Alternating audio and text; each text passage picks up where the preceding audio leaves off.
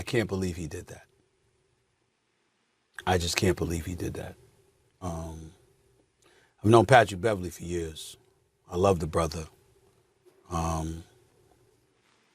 It's inexcusable. It's indefensible. You know, when he threw the ball into the stands, he didn't mean to throw it at the woman. He meant to throw it at the guy that was in front of her that he threw when he threw it the second time. But you should have never threw it the first time. It's not something that you do. You don't do that. And Lord knows we ain't trying to excuse anything the fans do and the things that they may say. You can't do that. And there's a lot of players are victimized by fans a lot with some of the verbiage they throw at these players. And I don't blame the players for being upset. Some of the things that they hear, because they are absolutely right when they say those fans get emboldened and some of them say things that they would never say to their face on the streets or anything like that. That is absolutely true. But that does not absolve you from exercising your professional decorum and your professional obligation to yourself, to the franchise you represent, and to the league that you represent. You don't do that. You don't do that. So even though the first throw was unintentional at the female, the bottom line, you shouldn't have done that. Then you shouldn't have thrown the ball at the man that was sitting behind the bench. When you did that, your teammate, I believe, I think it was Crowder, if I remember correctly, whoever came over to him, they were trying to calm him down. And then to go into the locker room thereafter and to address a female reporter, I'm quite sure there are male reporters in the locker room who don't necessarily subscribe to Pat Beverly's podcast. Did you ask them whether they are subscribers to your podcast? Did you refuse to talk to them?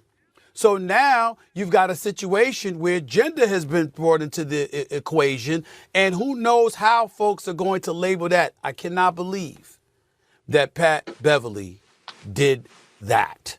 I mean, we got on him years ago when he shoved Chris Paul in the back on the basketball court en route to the Clippers getting sent home by the Phoenix Suns the year the Phoenix Suns went to the finals. We got on him about that. But this, it's indefensible.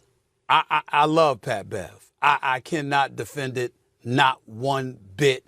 It is an incredibly bad look. A suspension, you can book it, is forthcoming. There's no doubt about it. All right, the league will let us know. Okay, you're going to have insiders and others like myself. We're going to call the league and find out, because that's our job. I know people out there don't want to acknowledge that, Shanae, Big Perk, but it's actually our job to call the league. We actually talk to the league all the time. And for those that don't know, okay, we have to do that. And I'm upset because I love him and I know him and I know he's better than that. But my God, it's inexcusable, and the punishment is forthcoming. And I suspect a severe one, to be quite honest with you. You cannot do what he did. I do want to jump in really quickly before you go, Shanae, and mention that was longtime ESPN producer Melinda Adams, who Pat was talking to. So that's probably why she alluded to the fact that Jamal was actually subscribed to his podcast, because that was the reporter for the game. All right, Shanae. Okay. And that's what I wanted to say as well. You can't pick and choose when you want to be a professional, when people see you on the court or when you're on the bench or you're behind the scenes in the locker room. You are a professional or you're not.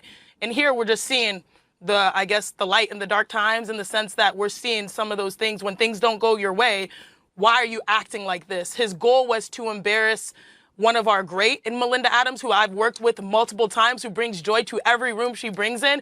But he really just embarrassed himself. He played himself, because now we could bring light to Melinda and how great she is, and how women also are in these spaces where, I mean, it was tough to also watch everyone just sort of go with the flow after that happened as well. So again, you either are a professional or you're not. And I'm seeing here that, you know, we might want to project that we are, but when it really matters, when the lights go off and when you're in those locker rooms, how you treat other, because, you know, you set the temperature, and the temperature was really bad by Pat Bev. You know, the throwing of the ball at the fans, Stephen A. was absolutely right. The league will handle that. When it comes down to the interview and the way Patrick Beverly handled Melinda, I have a serious problem with that. One is I can't stand a person that's Hollywood. Okay, I was raised in a household where I was told that you treat the janitor at your school the same way you would treat the principal. You're not above anybody to treat someone like that. And this is part of the new media. And I wonder if the new media, the ones that are out there claiming the new media,